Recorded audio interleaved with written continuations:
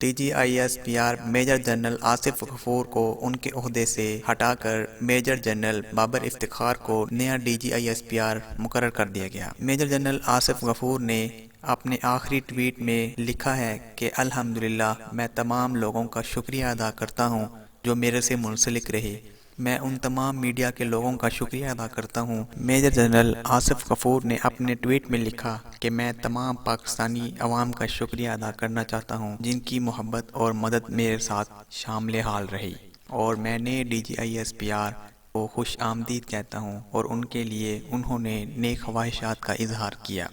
D G I S P R کے اہم کارناموں میں 26 اور 27 فروری پریس کانفرنس بھی شامل ہے، جس میں انہوں نے انتہائی مدبرانہ طریقے سے